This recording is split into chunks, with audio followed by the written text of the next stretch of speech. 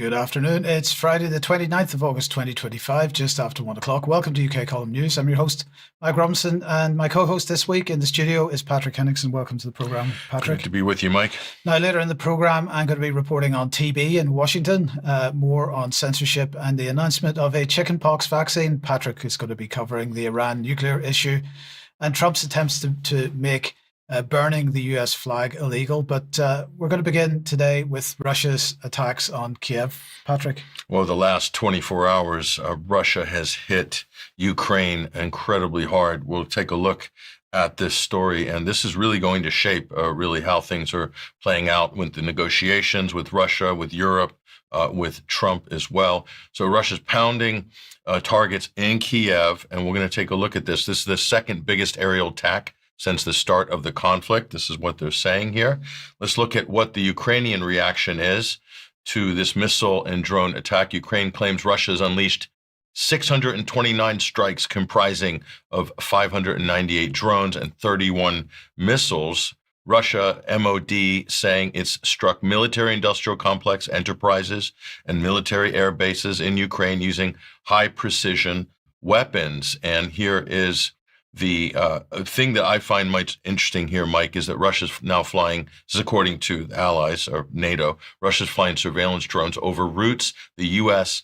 and the Europeans are using to ship military supplies via Germany and probably via Poland as well, and the other countries on the other side of this new Iron Curtain. So that's pretty interesting development. Absolutely. Now, very much the narrative is that Russia was attacking civilian targets. I mean, what's your thoughts on that claim by the Europeans and the United States? Well, it's coming first from Zelensky himself. Let's look at Zelensky's reaction actually on that note, Mike. Here he is.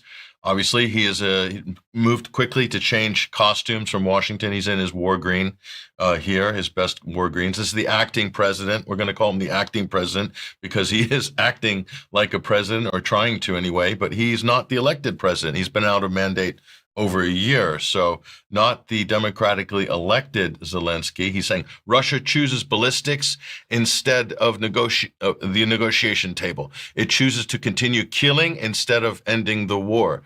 And this means that Russia still does not fear the consequences. So he uses the alliteration, this Netanyahu-style alliteration. You can see the first two lines of that. Great public relations speech by Zelensky, as usual. And here Zelensky has sent his chief of staff and head of the country's Security Council to meet with Trump's team in New York. This is just today, I believe, to discuss security guarantees to be included in any future peace agreement. Well, I got bad news for Zelensky, Mike. There's going to be no security guarantees at all. Certainly, that's not going to be front-loading, but that's what the Europeans want to front-load negotiations with. It's what Zelensky keeps doing, and it's what the mainstream Western press keeps saying. But that's not what was agreed in Alaska. So I don't think this is going anywhere. Well, what was agreed in Alaska? Was anything agreed? Well, at least it was established that there would be a negotiated settlement first, and then a ceasefire would come after that, and that security guarantees would follow long after that. That would be at the treaty signing point of any agreement. And like we're a long way away from that. So right. They don't want to deal with the interim steps, which are the essential steps here. And so this is how the Western mainstream press, of course, is portraying this Russian attack. Putin's accused of sabotaging peace efforts after a diplomatic building hit in massive assault on Ukraine. More on that in a moment. EU facility hit. We'll talk more about that in a moment here. But in terms of like sabotaging any peace agreement, here's 7 days ago, Ukraine hit a oil pipeline that supplies energy from Russia to Hungary and Slovakia, but it's a transit pipeline, goes via Ukraine, and I'll bet you that the Ukrainians are getting transit fees from that Russian oil, and they're getting paid by Russia for those transit fees, because that's pretty standard, even in the midst of the war. So this was done for two reasons. Hitting this pipeline was done to basically sabotage what was agreed at Alaska between Trump and Russia, and also to, I think, divide Hungary, to divide Europe. So it's kind of a divide and rule tactic by the handlers of Ukraine and Ukraine themselves. Who are the handlers? Well, you've got the British, you've got the Germans, and you've got other sort of European actors behind the scenes that are sort of egging the Ukrainians on, probably our CIA and the British MI6 deeply involved in all of that. But again, dividing the Europeans, creating this Central European bloc that seems to not be with the program and seems to be pro-Russian. This is setting the stage for something that we'll show briefly. But Hungary's foreign minister is saying that this missile strike on the Druzhba pipeline, this infrastructure, is another attempt to drag Hungary into the war. So this is the way the Hungarians are looking at this right now. So not only that, Mike, but the Transcarpathian Hungarians in Ukraine, as we know, after World War I, Hungary lost most of its territory. Right. But there's Hungarians, ethnic Hungarians in Ukraine, and they're not being treated very well. Plus, this conscription, there's accusations that they're being conscripted at higher rates than Western Ukrainians, for instance. So they look at this as basically a Hungarian issue or a Hungarian world issue. So this is a real emotional issue within the government in Budapest and the people more broadly. And I know, having been to Budapest last November, and that was a very important issue that the deputy foreign minister brought up to some of the members of the press who I was with at the time. So this is a serious issue. They really think that Ukraine is really doing provocations here to try to create another front or more tension to take the focus off of what they should be focusing on, which is winding this conflict down here. But look at the war of words here. This is the Hungarian foreign minister here, Peter Szijjártó, and he's basically saying that Zelensky has used Ukraine's national holiday to threaten Hungary. We firmly reject his intimidation. We regard sovereignty, territorial integrity, including energy infrastructure here, as fundamental values of international politics. So, and here is the Ukrainian foreign minister's response to this. I will reply in a Hungarian manner. So totally condescending, slightly racist. And he's saying, you don't need to tell the Ukrainian president what to do, say, or when. He is the president of Ukraine, not Hungary.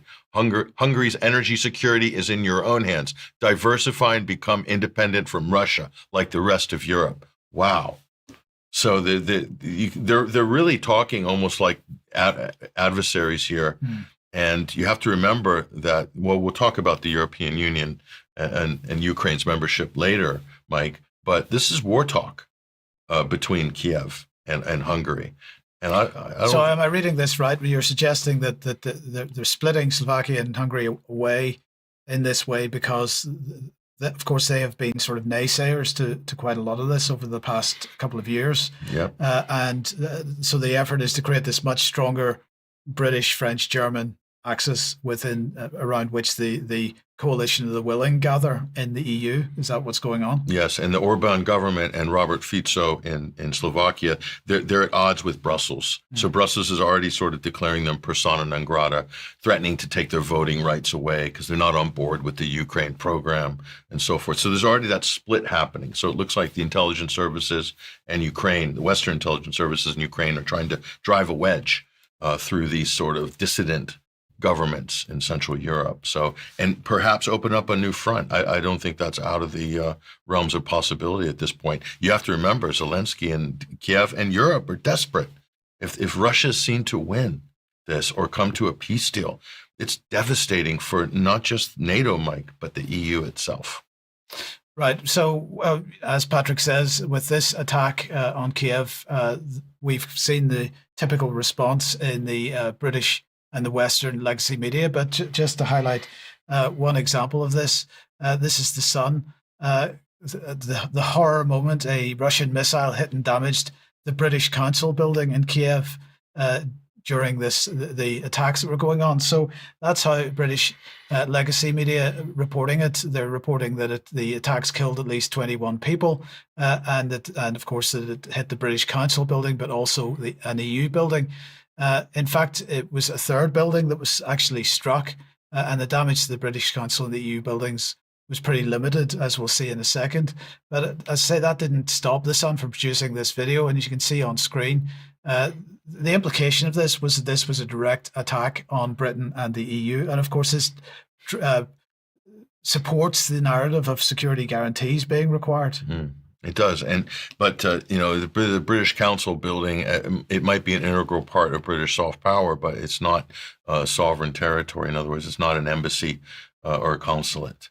So, I mean, it doesn't really fall under that. And, a lot of countries would have evacuated some of these facilities already. I mean, why wouldn't you if it's at risk of being hit or something like that? Unless, of course, there's activities going on there that you absolutely need to keep going because it's part of, what the many accusations made against some of these NGOs and soft power institutions. Well, let's just look at some of the allegations that are made. So here is the FSB's flag here, but this is the Russian intelligence agency.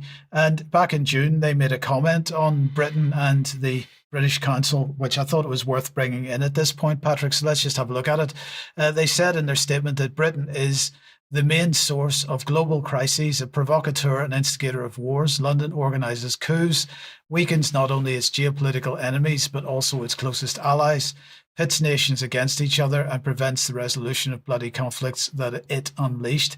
I'm finding it very hard to disagree with anything in that comment.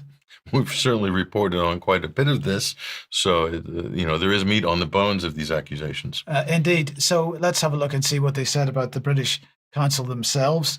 They said the British Council is a hostile organisation that actively participates in the operations of the British Special Services, aimed at undermining the sovereignty and security of the Russian Federation, as well as those of other sovereign states. And again, I'm struggling to disagree with that. And then they go on to say that various projects are being implemented by the British Council to systematically discredit the domestic and foreign policies of the Russian Federation. Well, okay, I wanted to remind myself exactly what the situation is with the British Council. How much money does it get from, for example, the Foreign Commonwealth and Development Office? So let's have a look at that. So here is the FCDO spending website that the UK column has produced. And just as a reminder, this is an effort to make the data which the Foreign Office produces more accessible and more obvious to people.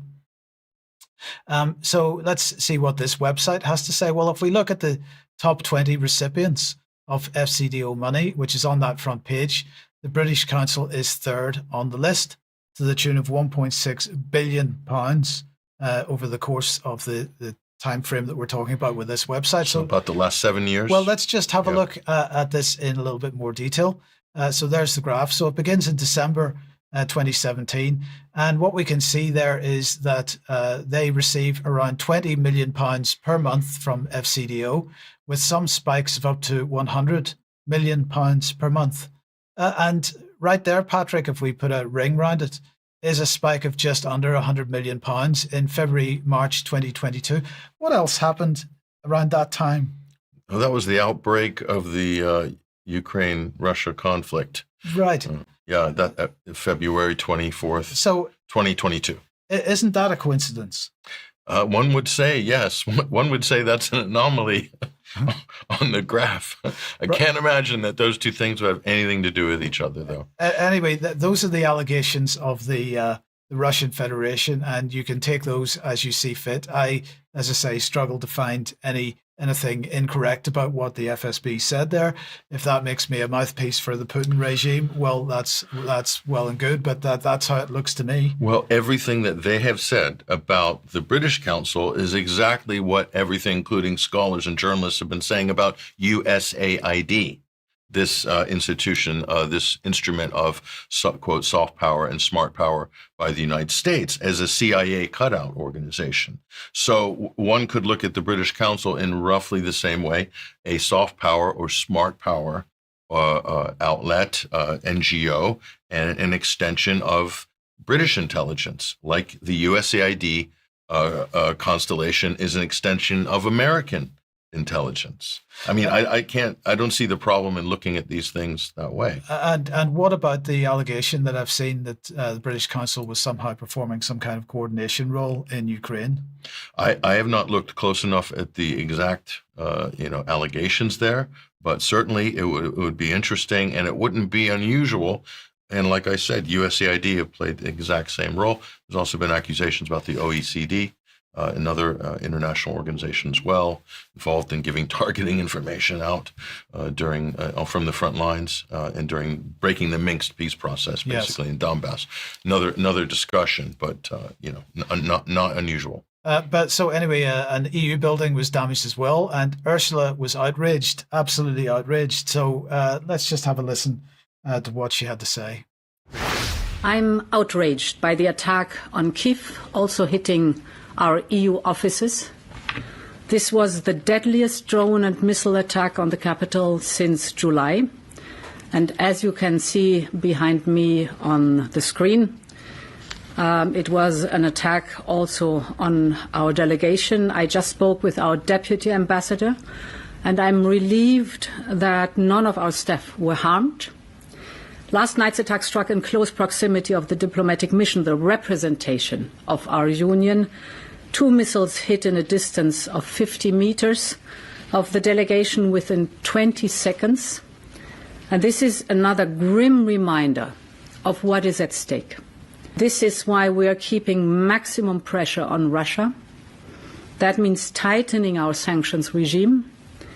We will come forward soon with our 19th package of hard-biting sanctions. And in parallel, we are advancing the work on the Russian frozen assets to contribute to Ukraine's defense and reconstruction. So hard-biting sanctions and stealing Russian frozen assets. That's the response. Stealing, yeah, that's Ursula. Yeah, I mean, where's this righteous indignation for what Israel is doing in Gaza? I mean, seriously. By the way, they keep saying that Ukraine is at war and that the Ukrainians are at risk. Why do they have a mission in Kiev? Why don't they move it to Lvov, which is completely out of range of pretty much any of the hostilities? Why? I don't understand. If you care about your staff and you claim that this is a war zone, why are you, still keeping your building staffed in right next to a target that could be a military target? Because she wasn't hit directly. She's claiming it was an attack on the EU mission. It wasn't. It was ancillary damage, wasn't it? Maybe you want justification for security guarantees. Well, yeah, of course. That she's advancing that argument. Absolutely, yeah. Absolutely. So yeah, that's interesting, Mike. So where is Europe on Ukraine? Well, let's just take a look at this. So, and this is Politico here, grasping at straws. Europe floats Ukraine-Russia buffer zone in a push for peace. So they're still at it, basically pushing these ideas here. They're grasping at straws, says Jim Townsend, former Pentagon official who oversaw Europe and NATO's policy under the Obama administration here. Totally unrealistic, this idea of flooding the zone with European troops, a coalition of the willing, doing this outside of NATO, technically. So there's no Article 5 tripwire. I mean, it's just another workaround that's just not practical, not going to happen. Actually, if they push on this, it's going to probably create a huge crisis, security crisis for Europe, because Russia is obviously not going to respect what Europe's doing there. And so here's the nub of the issue, however, Mike. The Russians are not afraid of the Europeans, says Jim Townsend, former Obama administration official. And if they think that a couple of British and French observers are going to deter them from marching into Ukraine, then they're wrong. So that's from the Democratic appointee side. They're normally pretty hawkish on these matters here. But on the issue of Europe, so here's where Europe's at right now. They're still dangling this Ukrainian membership into the EU. And here's the Hungarian foreign minister here. And obviously, you're not allowed to see this if you're in Britain or France because it's RT. So what we're showing you here is statements from the Hungarian foreign minister, which you're not allowed to read in Western Europe because it's too dangerous. And your governments are concerned about you falling under the spell of the sorcery spell of Russian disinformation. Okay, so here's what he says. Now, this is important because Europe needs to understand this. If someone realistically and rationally observes Ukrainian accession to the EU, what impact it would have, then you can see that this would be the coup de grace to the European Union. In other words, this would be the death knell for the EU. So there's a lot of people that are cheering this on, actually. I think quietly, maybe Hungary would like to see this happen because they would like to see the European Union possibly disintegrate. The political union anyway, not the common market, of course. But Brussels would have to redirect practically all EU financial resources towards supporting Kiev, the ultimate welfare state. Here, while, quote, much of lower quality agriculture products would destroy European agriculture, big complaint, especially in Poland, and the, quote, Ukrainian mafia would roam freely in Europe, as well as the Nazis of the hundreds of thousands of radicalized Ukrainian nationalists and Nazis that would probably be homeless at that point. I don't know what would happen. But so this is from the Hungarian side here. So it's a non-starter. You know, by the way, NATO membership they don't have to give Russia guarantees because Hungary and Slovakia would never vote. They need unanimous vote, right, for NATO membership. Right. They're not going to get it. There's probably 3 or 4 NATO members that will not vote for Ukraine. Full stop. So it's not going to happen. And by the looks of this, EU membership is hugely problematic. What a financial drain this would end up being on Europe. They require complete entitlement and welfare support on every aspect of their political economy. I mean, forget it. It's not going to happen. But they're going to keep dangling this because that's the dream, isn't it? Euromaidan. So just to finish this segment off, Patrick, what does Russia have to do before the West admits defeat?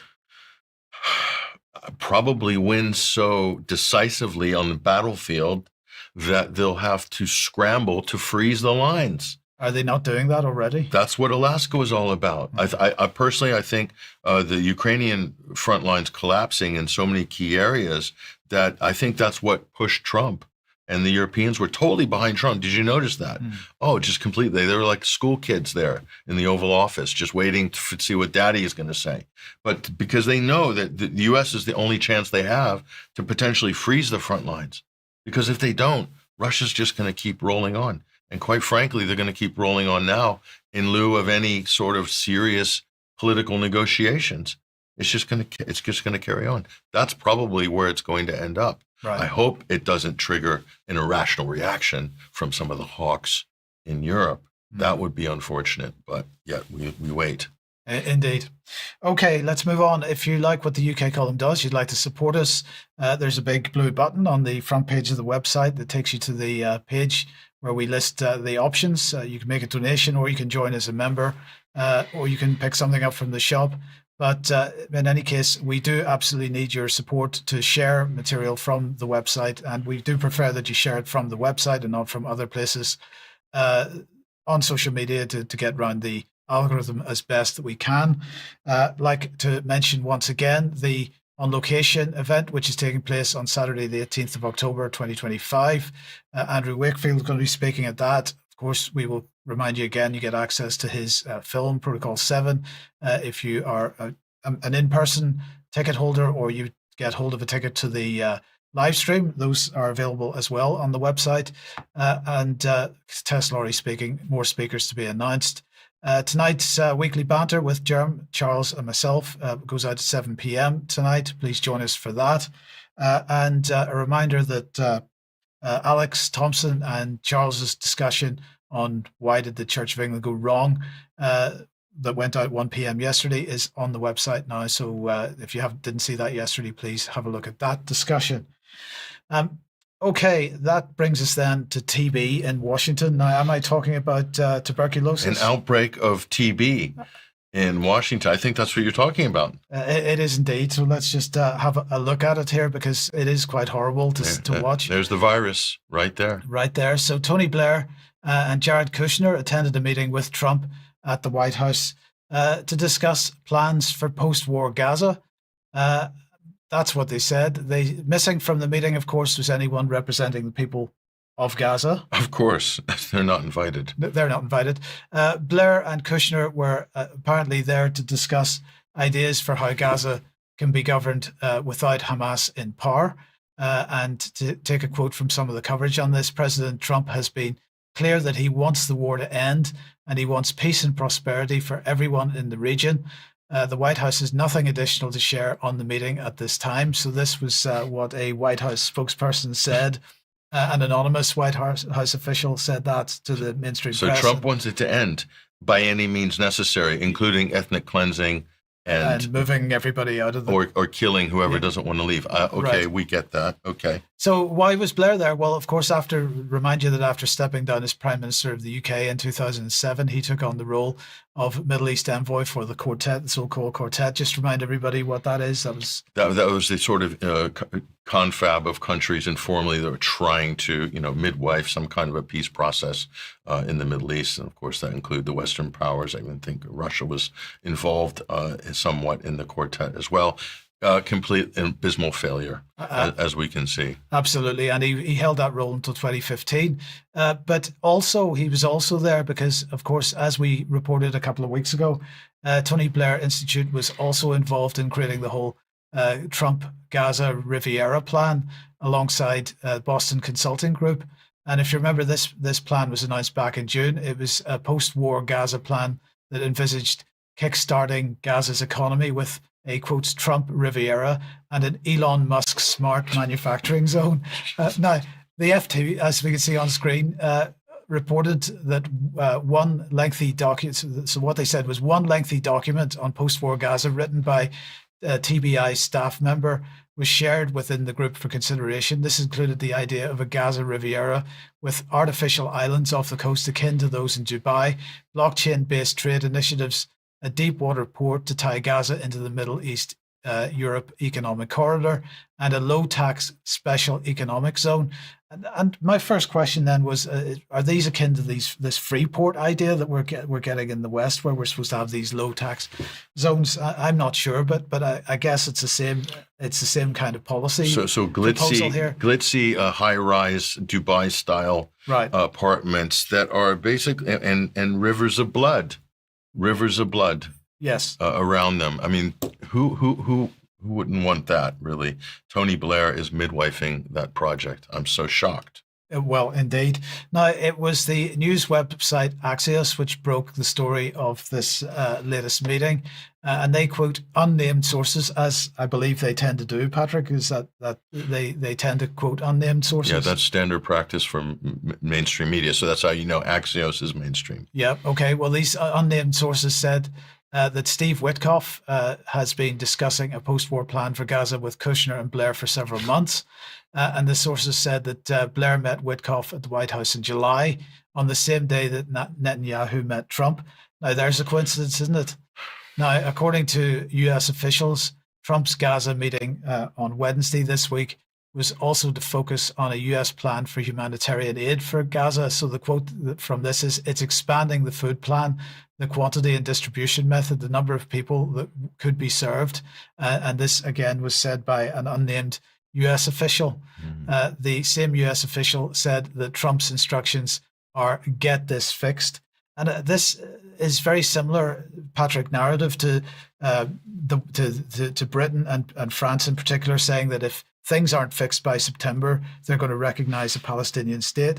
Now, that some people thought this was a great thing, but what that message to me was telling Israel, get this sorted out. In other words, ramp up what you're doing and get the things finished. Yeah, we're expanding food distribution, but at the same time, Israel's expanding bombing and mounting a full-scale invasion of Gaza. I mean, you can't make this up. How Orwellian is this whole thing? I mean, this is just beyond the pale at this point. Later on in the day, then a senior White House official told Reuters that Trump and along with top White House officials, Blair and Kushner, were discussing all aspects of the Gaza issue, including food aid, as we just mentioned, the hostage crisis, post-war plans, and more. The official described the session as simply a policy meeting of the type frequently held by Trump and his team. I don't think so. And then we have the Times of Israel here confirming that, we'll go back here. There we go. Confirming that Netanyahu advisor Rob Dermer had also arrived in Washington on Wednesday, but they did not confirm that he was involved in the meeting. Dermer's presence in Washington, they said, is a reflection of the Trump administration's close coordination with Prime Minister Benjamin Netanyahu, who counts the strategic affairs minister as a close confidant, according to the Times of Israel. And according to his spokesman, Israeli Foreign Minister Gideon Saar was also in Washington to meet US Secretary of State Marco Rubio at the State Department. He apparently did not take part in the White House meeting. And again, I ask, isn't that all a coincidence? And so the question is, what is being cooked up here? That it could be no more than just keeping the pressure on Israel and making sure that it's all done by September as they're wanting it to be. But I wonder, is there anything else in this? No, this is a big property deal. That's what this is. I'm sure. I wonder what Tony Blair's kickback is on this. What is it going to be? A penthouse at the top of one of those big, shiny skyscrapers, or what's his action going to be on the back end of this? Because Tony doesn't do this stuff out of the goodness of his heart, does he? No, indeed. There's got to be some kind of kickback. But this is just disgusting on so many levels, Mike, not least of all because there's no talk about the welfare at all of the Palestinians. It's just Trump wants to get it done. Netanyahu wants to get it done. And they, again, as you said, they're not allowed to invite, there's no Palestinians at the table. And there hasn't been through the whole, quote, Abraham Accords peace process right till now. And now they're really talking about the final solution in Gaza, the final solution that Israel's proposing. The U.S. are on board with it. Tony Blair's on board with it. And so are all the other grifters and glad-handers that are circling like vultures right now around Gaza. It's just disgusting. So what about Israeli reservists then? What are they up to? Well, slight problem with the reservists. Some of them are failing to show up. This is the New York Times here. I mean, the fact that this is running in the New York Times, a nominally pro-Israeli outlet traditionally, is something on its own. But let's take a look at this. So thousands are basically either not showing up or coming in with deferments and things like that. So over the last few months, the IDF have noticed increased numbers of reservist soldiers just basically haven't showed up to their posts for military service. They're disillusioned. They left the country. They're exhausted. Many of them, there's more conscientious objectors now in the IDF. So this is bringing up a lot of question marks about whether they can mount the type of full-scale invasion of Gaza, which it's not an invasion of Gaza. It's ethnic cleansing of Gaza and killing whoever doesn't want to leave. I mean, the way the press is characterizing what's going on right now is pretty incredible. So I hope that, there's some journalists and some editors of some of these major organizations, like the BBC, for instance, that might have a conscience and might start acting like real reporters and real journalists at this point, because we're looking at history unfolding in the worst possible way. Okay, let's move on to the topic of Iran, Patrick, and the question of the nuclear deal then.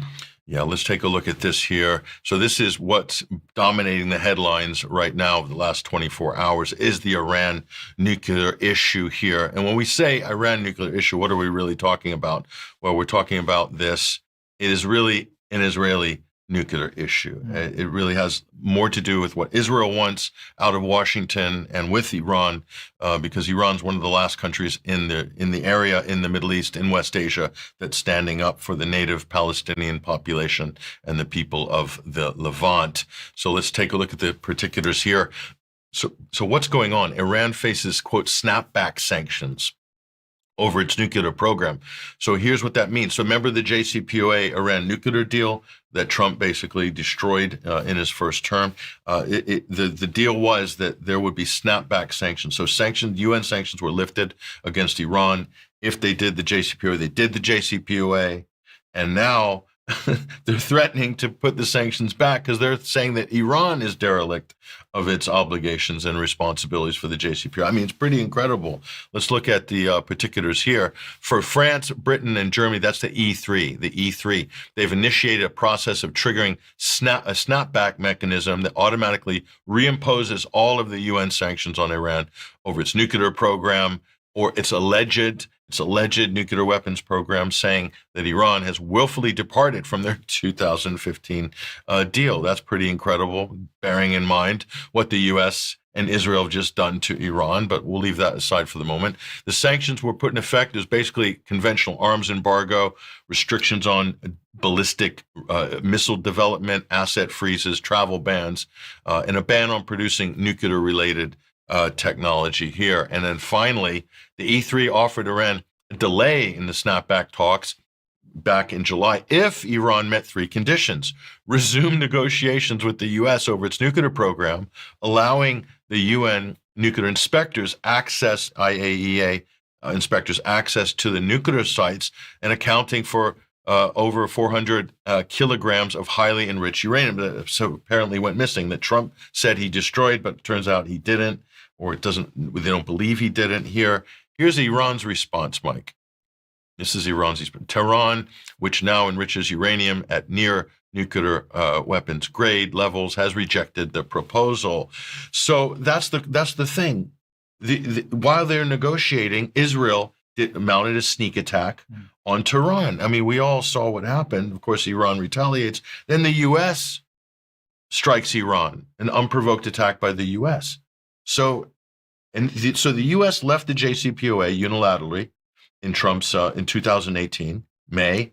And then, so they're out. So Iran kept playing ball with the JCPOA.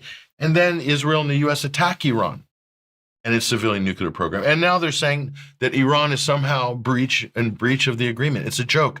The EU didn't even fulfill its obligations, its financial obligations. They didn't. Iran's been complaining about that for years. Nothing. So this is just so disingenuous on the part of Europe. But this is where Israel wants Europe to go on this, and they're quite happy to abide by whatever Israel wants. So this is a total sham, as we can see. But here's another problem. Take a look at this. So Iran, IAEA inspectors to return after the Supreme National Security Council gives their approval. This is a strategic move by Iran, Mike, but the hardliners in Iran are basically going crazy right now, saying, how can you let them back into the country after what happened? And here are the accusations. This is Trita Parsi. He's with the Quincy Institute, responsible statecraft in the United States. He said, on the surface, these demands seem reasonable, but Tehran has legitimate reservations.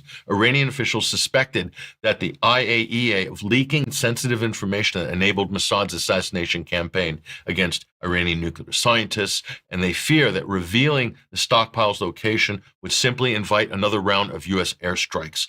Iran was at the negotiation table when Israel and the U.S. began bombing it. The E3 now insists Tehran return to talks, yet make no parallel demand that Washington refrain from bombing again, and Israel refrains, quite frankly, because that was an unprovoked attack by Israel. Right. So Trita Parsi, of course, very astute political commentator. Of course, I think he's absolutely correct on this. But this is a problem now in Iran, because the hardliners are like, why are we playing ball? I think Iran's playing a long game. And I think Russia might be advising them that this is the way to go in order to build consensus more broadly in the international community, even though it's a risk. They think it's a calculated risk that they're willing to take, that somehow there'll be an exit out of this. I don't think so. I think Iran and the U.S. are planning for another war. They're going to attack them again, probably in the next couple of months. Israel and the U.S. are going to attack Iran again. Yeah, because the U.S. are moving long range, like the Aegis and the THAAD missile systems. They're moving more of these into Israel right now. So that's clearly to defend Israeli installations and cities from Iranian missile strikes. Because one of the things that came out of the previous attack was they got to see where their weaknesses were in their own defense. That's right. So right now we're at a potential stalemate here. If Iran leaves the Non-Proliferation Treaty, then they're exactly in the same status as Israel. They could have an undeclared nuclear weapon. They're not part of the NPT like Israel, and that is a sort of unofficial stalemate in the region. But I don't think it's going to work, because the United States has overwhelming force. Well, it's not going to work because there are no honest brokers in the West. That too. It's not a level playing field, and that's the source of the whole problem. No honest brokers in the West, and I'm not really sure what else we can say about that. But right, the other thing I was going to mention there was the E3. This isn't. We've mentioned this many times in this program, but it's one of these sort of descriptions that tends to go under the radar. But the E3 is kind of an informal bloc between the UK, France, and Germany. And we were talking about the fact that Slovakia and Hungary are sort of being paired off from the coalition, the willing in inverted commas. But right at the core of that is this E3 structure. And although that was originally set up to deal with the Iran nuclear issue, it's become something much more at the heart of this whole European defense initiative. It's like the concert of Europe. This Yes. is where we're going. You know, by the way, Mike, you mentioned Hungary and Slovakia as peeling off and becoming dissidents within NATO and the EU. I'll tell you, if the United States did not meddle in the Romanian elections, Romania would be right there shoulder to shoulder with Hungary and Slovakia. But there was meddling, and they took the front runner out of the race, who was clearly against this war in Ukraine. Like Orban and Fico said, it's unwinnable. We need to de-escalate. And so they had him removed. I think the United States were deeply involved in that coup. So they didn't get honest elections in Romania. And who knows, with three major countries bordering Ukraine, where does that leave the other countries? Where does that leave Poland? I mean, that would certainly put pressure in Poland as well. Well, I mean, Poland's inviting the pressure, because Poland is absolutely 100% on board with the whole Ukraine-Russia. Well, the political situation. class is. Yes, yes, for sure. Yeah, but probably that is not the good voters. clarification. No, that for sure that is the case. Yes. So, and same with Moldova as well. A lot of effort to install the current leader in Moldova. They're afraid that somehow they're going to fall into the Russian sphere of influence. Yeah. So this is the new battle lines. Oh, okay. Let's move on then, and we'll move on to the issue of censorship. Now, over the last few weeks, we've been highlighting this issue of so-called age assurance under the Online Safety Act regime, and as we've made the point, this is effectively one of the paths towards the digital ID rollout. But it's not just a British thing. Britain is leading the way as usual, but others are catching up. So I just wanted to very briefly have a look at the situation in the USA, because it's tricky because of constitutional protections. And so these policies seem to be being rolled out at the state level instead. So let me introduce you to an organization called Dreamwidth. Dreamwidth Studios, this is just explain what they describe themselves as: a home for creative artists of all types. Share your writing, your artwork, or your innermost thoughts. Find others who create the sort of things you like to enjoy. Control who can see your creation with our fine-grained privacy controls. Participate in communities. For any one of 100 topics, we are an independent, open-source, community-centric service, and we support diversity in all its forms. Come dream with us. Well, that's what they say about themselves, but they have just issued or made an announcement that they're also introducing geo-blocking, but not for the UK or for UK users, as other websites have been doing, as we've been describing over the last few weeks, but for users in the state of Mississippi. And the reason is that Mississippi residents, I'll just quote a little bit from the website. They say, Mississippi residents, we are so sorry. We really don't want to do this, but the legal fight we and NetChoice have been fighting for you had a temporary setback last week. You genuinely and honestly believe we're going to win it in the end, but the Fifth Circuit Appellate Court said that the district judge was wrong to issue a preliminary injunction back in June that would have maintained the status quo and prevented the state from enforcing the law requiring any social media website, which is very, very broadly defined and which we definitely qualify as, to de-anonymize and age verify all users and obtain parental permission from the parent of anyone under 18 who wants to open an account. The Mississippi law, they say, is a breathtaking state overreach. It forces us to verify the identity and age of every person who accesses Dreamwidth from the state of Mississippi and determine who's under the age of 18 by collecting identity documents to save that highly personal and sensitive information, and then obtain a permission slip from those users' parents who allow them to finish creating an account. And of course, this is, I understand the concerns. Aside from the privacy concerns, this puts a massive obligation on them to maintain certain levels of security standards, because more and more personal information is required to be held by them. Now, the UK column doesn't hold anybody's personal information. In fact, the only thing that you're theoretically obliged to provide to us is your first name. but most people don't provide a genuine first name there And, either. and an email, maybe. Yes, an email, address, but and for obviously. that, yes, people are setting up sometimes specific emails for our website, as anybody with any sense would do. Actually, other because, websites, the and same. for other websites, the same. So, look, I need some help here, Patrick.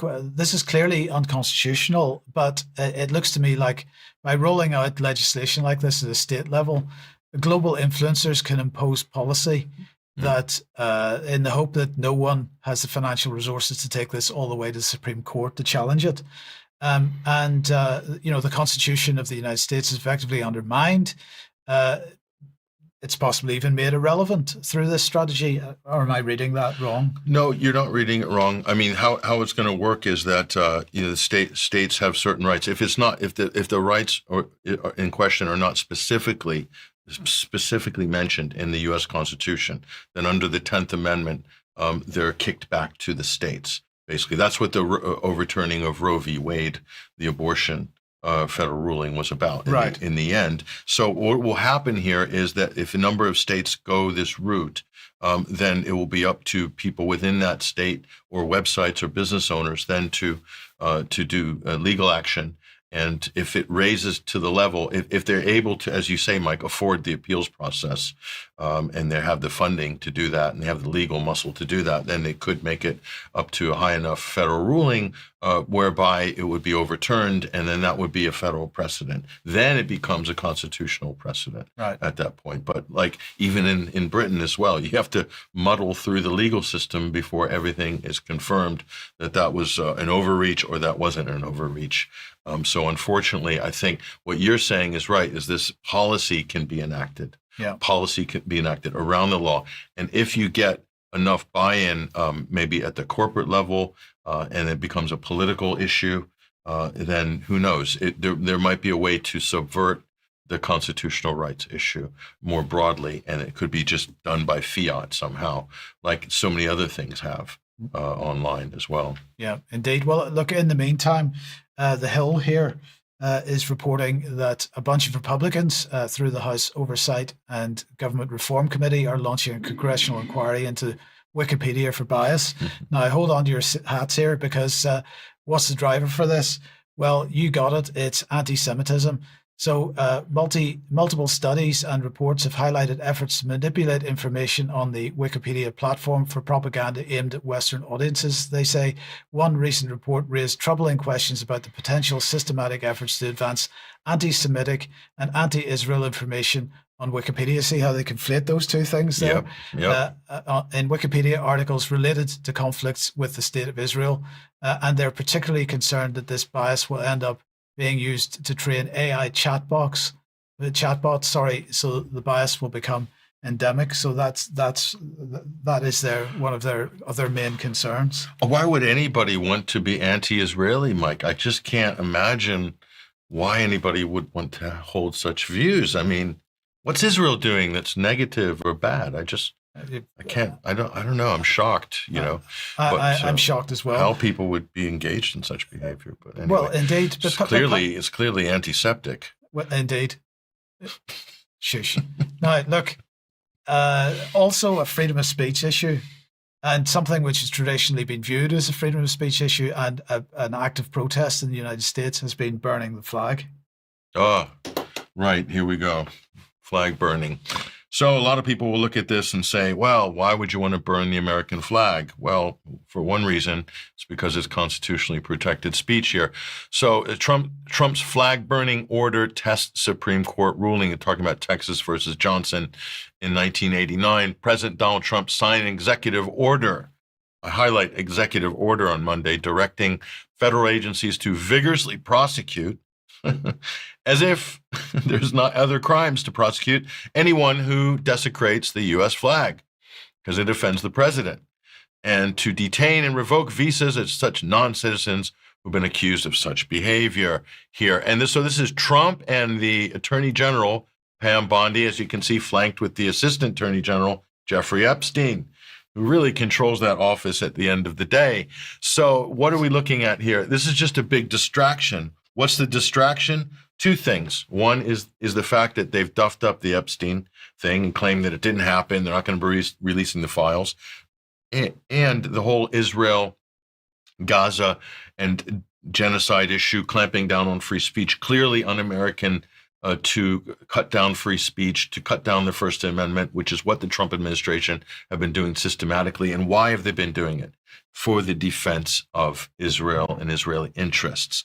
So, and I'll show you just how bad things are getting. So they're dragging us back in time to defend Israel, ultimately. But on the flag burning issue, I think this is a complete distraction.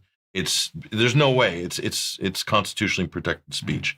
But there's some conservative judges. There's more conservative judges.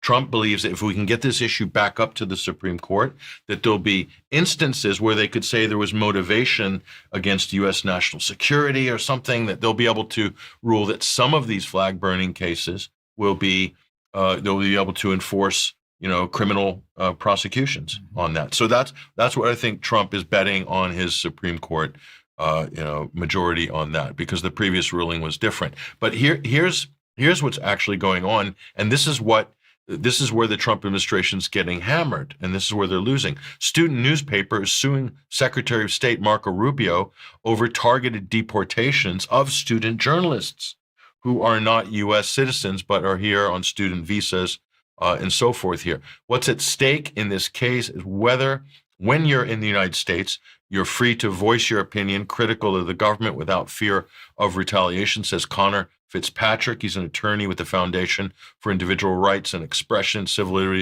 Liberties Group, representing the plaintiffs in this case. The plaintiffs is the Stanford student newspaper, the Stanford Daily here. And this is the bottom line.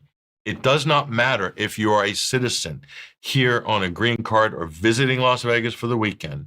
You shouldn't have to fear retaliation because the government doesn't like what you have to say. This is the point that knuckle dragging MAGA conservatives and arch Zionists and people like that, people that are demanding that students be deported or locked up for student protests, they don't get this. It doesn't matter if you're a U.S. citizen. If you're in the U.S. jurisdiction, you are protected under the U.S. Constitution. Your First Amendment, freedom of speech, assembly, as well as protected, as long as you're not breaking the law. And the law protects that speech according to the U.S. Constitution. Anybody attacking and undermining the U.S. Constitution is an enemy of the U.S. Constitution, including the current U.S. government, technically. And that's why they're being sued and hammered in the courts. And Rubio will lose. Most likely he's going to lose on this case, as they have done on the previous ones. Yeah, okay. But in the meantime, the ICE officers are going around lifting people off the streets, treating them extremely. I mean, it's real 1930s Germany style stuff from some of the video clips that I've seen, exporting them to other countries, not just to where was it? The South American country is El Salvador. El Salvador. Thank you. Not just El Salvador, but also to some African countries as well. Rwanda. They're doing the Rwanda thing. The Rwanda thing, right? Yeah. And they're sending people to those countries where those people have no ties to those countries whatsoever, basically leaving them destitute in those countries or in a prison or whatever it happens to be. With no due process. With no due process and with no support in those countries. I mean, it is despicable and actually pretty, by the sort of what most people would understand by the definition of fascistic, it is pretty fascistic. It's very fascistic. And Trump doing the flag burning thing through an executive order is a very, very bad precedent. It's also I don't think it's good for Trump and his legacy, because this is like something that a desperate authoritarian would do. And why? Just to make some kind of a statement in order to somehow virtue signal to his hardcore base on this. But as we pointed out, Mike, it's absolutely tied to these other issues. I mean, they deported a student from Tufts University, which is also what this Stanford case against Rubio is, for writing an op-ed. She was Turkish, I believe. And she wrote an op-ed critical of Israel, what Israel's doing in Gaza, and they black-sacked her practically. I mean, they sent a team and just kidnapped her, basically, and sent her off. Mahmoud Khalil, who reported on, the Columbia student protest leader, who's a Palestinian legal resident in the United States, married to, I think, a U.S. citizen or legal resident, and they tried to deport him, and they lost. He won in appeals, and now he's out advocating against the Trump administration in Washington, D.C. It's hugely embarrassing, and all Marco Rubio can do is cry and scream and pout on Twitter. And they're making the State Department pout with these childish tweets coming off the official State Department Twitter account. I mean, there's no dignity left with these U.S. officials. I mean, they clearly don't give a you-know-what about the U.S. Constitution. To them, it's an impediment to whatever the Israeli lobby wants or whatever their donors want, and they just want to remove it, get around it, subvert it, or just basically, destroy it. I mean, that's kind of where this administration's at. I don't think this is very good for the Trump administration, and certainly not good for America. Yeah, absolutely. Couldn't agree more. Okay, back to the UK then. And, everybody will be glad to know that a free chickenpox vaccination is going to be offered for the first time to children across England. That's via the NHS. That's going to happen from January. And their government is saying that thousands of children are going to be protected against chickenpox because of this new program. Now, they're going to offer a combined vaccine for measles, mumps, rubella, and varicella. So this is MMRV now. So it's going to be not a triple vaccine, but a quad vaccine, all in one dose. So that's as part of the routine infant vaccination schedule.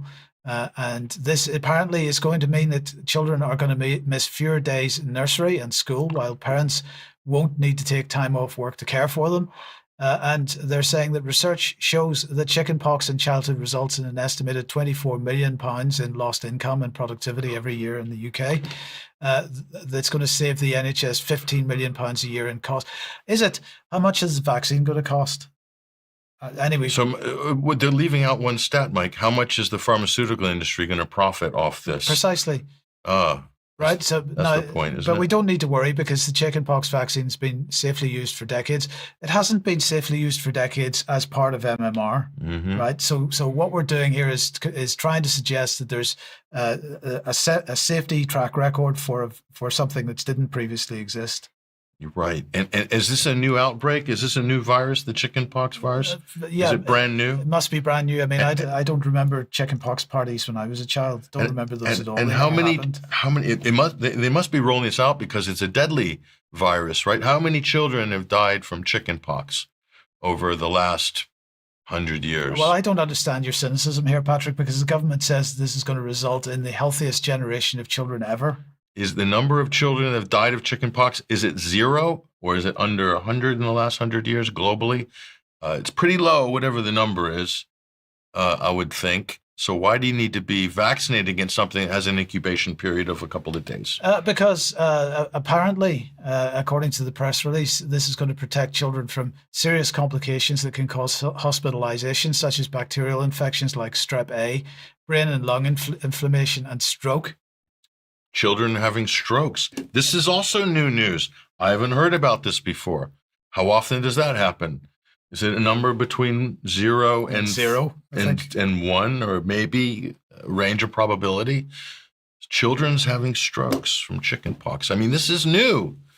This is a great scientific discovery. This is right up there with, alien life on another planet. I mean, this is just, I'm so in awe of the pharmaceutical industry. Well, what they've done to the government, for sure. Is incredible. As acting as propagandists.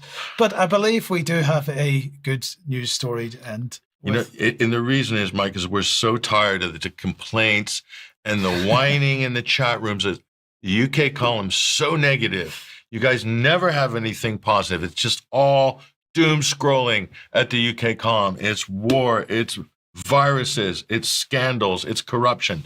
And when are you going to do a feel-good story? Well, I'm going to change that today. We have got a feel-good story. In fact, this could be the beginning of something special, a feel-good story. This will be the feel-good story of the day, or you could say of the week, or whatever. So we're going to leave you something for the weekend that's going to make you definitely feel good. It's going to put a smile on your face and a spring in your step. Here it is, right here. And this is from The Blaze. This is John Bolton, as you can see, coming out, emerging from the bushes there. The Blaze Media, that's That is not an LGBT website. That's Glenn Beck's website, if you're confused by the name. But we finally have an idea of why John Bolton is in hot water and the factor that could bring things to boil. What's going on? There he is. That's the pensive profile shot. John Bolton, Trump's former advisor, arch neocon, is reportedly under investigation for allegedly mishandling classified information. If held to his own standard, then his days as a free man might be numbered. So yes, you read that right, folks. John Bolton Going to prison. He could end up in the clink for the very thing. And so obviously this is a retribution by Trump, because during the Mar-a-Lago raid, John Bolton was all over MSNBC and Jen Psaki's show saying that Trump is harboring and, was stealing classified information, hiding it at Mar-a-Lago. So, I mean, Trump's getting revenge here on John Bolton. But let's be honest, is anybody upset to see John Bolton, his home getting raided and his office is getting raided this week? I can't see many people that would I think a lot of people would be smiling at that. Hence, that's why that's the feel-good story of the day. Well, thank you very much. Hopefully that makes the weekend a lot better for a lot of people. Thank you, Patrick. Thanks to everybody that's joined us today. We will be back in a few minutes if you are a UK Column member for some UK Column News Extra. If you're not a member, please consider joining, because you're missing a lot. Well, have a great weekend if you're not joining us, and we'll see you at 1 p.m. as usual on Monday. See you then. Bye-bye.